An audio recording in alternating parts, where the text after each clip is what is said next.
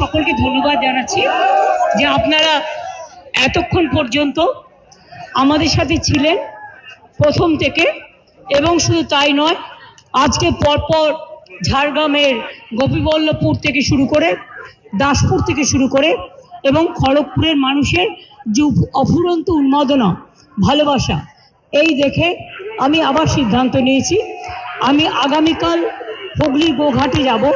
গোঘাট থেকে আমি বিষ্ণুপুর লোকসভা কেন্দ্রে বিষ্ণুপুরে মিটিং করব, তারপর আমি ফিরে যাব দুর্গাপুরে।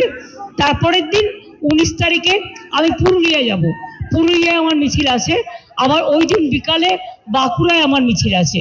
পুরুলিয়া বাঁকুড়া দুটো করে আমি ফিরে আসবো আবার দুর্গাপুরে। তারপরের দিন আমি বেলা দুটোয় মিটিং করব 20 তারিখে পাঁশকুড়ায় মিটিং করব, করে তারপর আমি